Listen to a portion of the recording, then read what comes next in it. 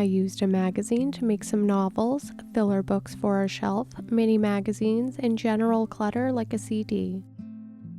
I'll also show some options if you don't have a magazine to cut images from. I'm harvesting some cutouts from this Hobby Builder Supply magazine from February 2000. Since it's a Dollhouse magazine, you find images that specifically relate to miniatures and are easy to turn into magazines and books. I'm also looking for graphics for generic books that can be made as fillers. You'll only see their spines on a shelf or the book cover.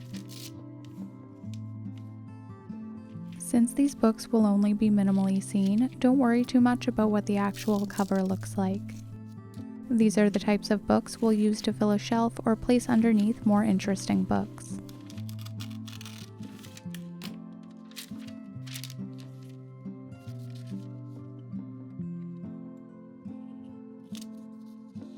I'll show you two different ways to make miniature magazines or books.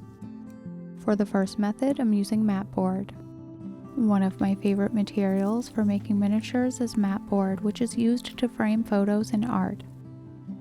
I got a big sheet at Michael's for $7, but you can also ask for their scraps for free.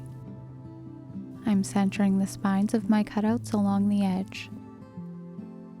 Mat board is made out of layers of paper glued together, so it's great for making mini books. When I cut these out later, the mat board will help me add realistic details quickly. For cutouts that only show the front of the book, I'm just gluing them directly to the mat board. This cutout is missing a corner piece, but I can layer it underneath another book or magazine later on and hide that. I rarely ever use a glue stick, but it's actually really useful for this application because it keeps the thin magazine paper from becoming too ripply.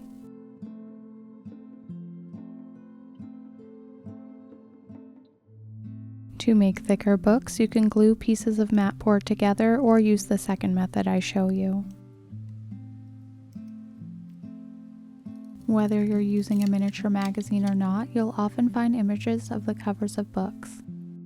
These are great to glue onto mat board to turn into tiny books later. For thinner pieces of clutter, I'm gluing them directly to cardstock or computer paper. This is a really teeny tiny image of a vinyl record, which is much smaller than it would be in 1/12 scale. I'm turning it into a CD. I'm gluing it to this piece of cardstock and I'll complete the transformation later. I glue the thinnest items like maps and flyers directly to computer paper. The magazine paper is more in scale, but it's too flimsy to use in a miniature.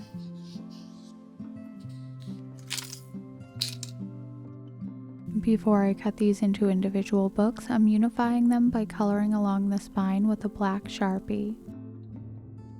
This can help these books look like a set, or just cover up the random colors and patterns on their spines. I prefer to color the spine before I cut them out because they're easier to handle.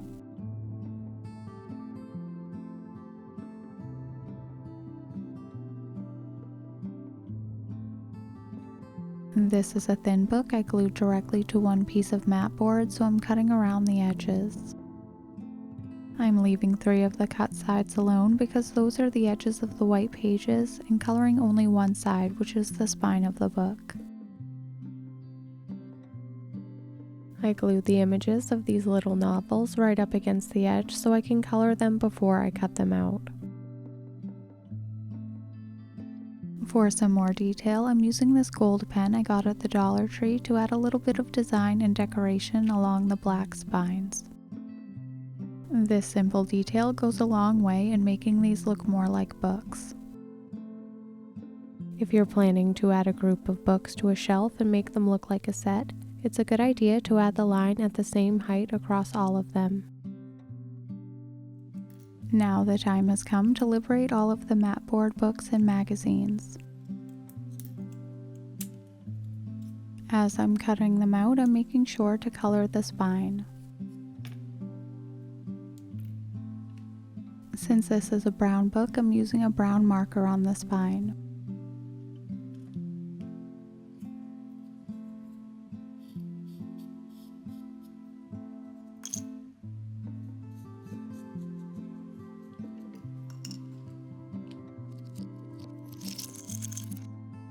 Now it's time for some simple finishing touches. To make the miniature CD, I'm doing a little experiment. I'm adding a whole mess of white glue to some pretty thick trash plastic and dropping the paper cutout directly into it. I'm hoping if I add enough glue, you won't be able to see it once it dries. I had to wait to see if my experiment worked, but you get instant gratification. It came out perfectly clear with no visible glue marks, so I'm cutting off the edges to make it look more like a CD. The CD's always had some plastic on one side, so I'm coloring this with a black marker to finish it off.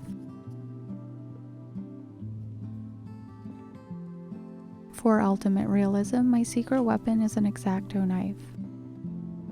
For books that are made out of mat board, you can use your X-Acto knife to separate the glued layers of paper to make them look more realistic by giving them dimension.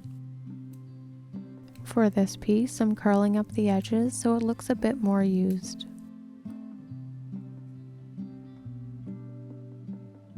I also curled up the corners of the Diary of Anne Frank, and I have one more detail to add.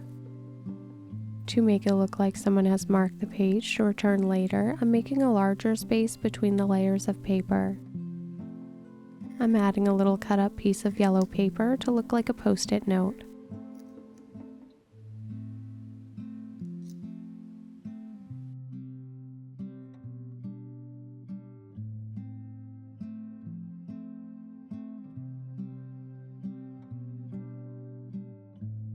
I used a little bit of white glue to secure the yellow pieces of paper. If adding a little square of paper is proving difficult, I realized you can add a slightly too big piece and then trim it to fit afterward.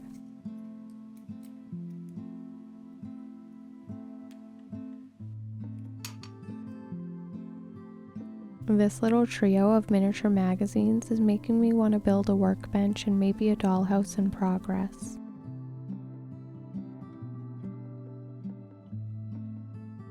For this little novel, I'm using the blade around the edges to create some space between the glued layers of paper that make up the mat board so it isn't so tightly compressed. When all the pages of your miniature book are laying perfectly flat, it makes it look like it's a brand new book that's never been read. Little details like this go a long way in making a dollhouse look more realistic and lived in. I'm sure in our own homes, not all of our books are perfectly flat with crisp corners. This little notebook looks like a composition notebook to me, so I added a bit of glue and a tiny rectangle of white paper. I wrote the first thing that came into my mind, which was Joel 2006. That name and date doesn't hold any significance for me, so now I'm psychoanalyzing myself. To give this plain book a title, I glued on a cutout word. The most obvious way to make the map more interesting is to give it a bit of a fold. I like when miniatures tell a story, and the story this book is telling is that someone used it as a coaster. This miniature page of instructions is completely flat, so it wouldn't stand out very well on a desk. For maximum dimension, you can make your miniature books from a catalog or magazine with a glued binding. We need a glued binding because if you try to cut apart a magazine or catalog that's assembled with staples, the pages just fall apart. I didn't film it, but the first thing I did was cut the spine off the catalog I'm using by getting rid of most of the page and only keeping about an inch next to the glued spine. Now I'm using my X-Acto knife to cut the spine into shorter lengths. However long you choose to cut these little pieces is the height of your book. If you're filling a specific piece of furniture or space, make sure your books will fit in it. This would be one really thick book, so I'm cutting this piece to make 3 thinner books. This type of binding is called a perfect binding, which means all of the pages are glued to a spine. I can open the pages and cut right along the spine to make separate books. I'm opening the book as far as I can and cutting right along the spine to separate the different pages.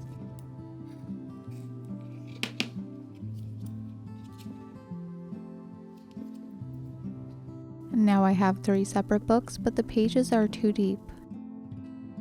These pages would look a bit out of scale, so I'm using my X-Acto knife to give it a trim. For books that you cut shorter, you'll trim more of the pages off to keep it in proportion. Once I slice through enough of the pages, I can finish the job with my scissors. I used this technique to make some really thin pages I can turn into magazines and also a bunch more books. I made all these books from only 4 short lengths of the spine, and I still have a whole bunch left over. I'm using one of the magazine books to make an open book. To start, I'm opening the book right around the center and bending the pages back and trying to flatten it as much as I can. To help it hold an open shape, I'm adding some white glue around the edges of all of the pages. To help it dry in this curved open shape, I'm putting it under something heavy, which in this case is a scrap piece of marble, but you could also use a book. I'll show you how to make the faux leather I used to cover the open book. I wrinkled a piece of paper back to create some texture that really helps make it look like leather. I'm sealing one side of the paper bag using some matte Mod Podge, but you could also use any type of white glue. I used my heat gun to dry it in about 40 seconds. Now that the sealer is dry, I'm using a small amount of brown paint and scrubbing it onto the surface with a stiff brush. I'm moving the brush in multiple directions so the paint gets stuck in the texture of the wrinkled bag. The Mod Podge or glue layer keeps the paper bag from absorbing the paint and creates the faux leather look. I'm creating some more leather colors by layering acrylic paint over the dry base layer.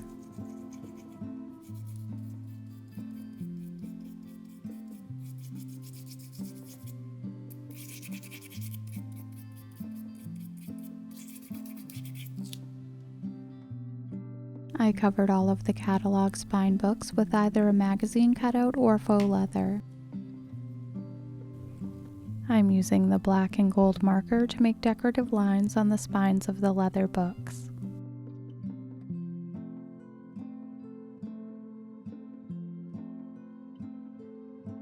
You can also cover some books in fabric. I'm adding a bit of the faux leather to each of the front corners to make it look fancy.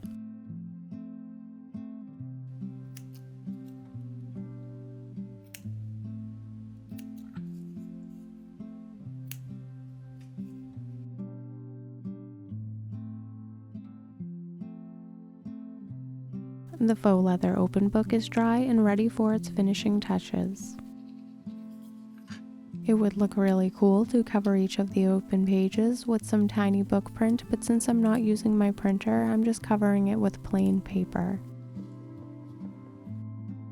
If I was making this book again, I would have colored the edges of the papers gold before gluing it open. Then each of the edges of the pages would have had a gold glint instead of showing some of the catalog print.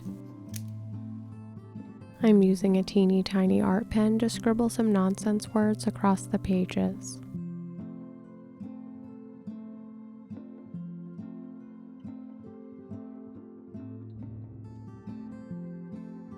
Every open book I've ever seen has had a red bookmark, so this must be a thing.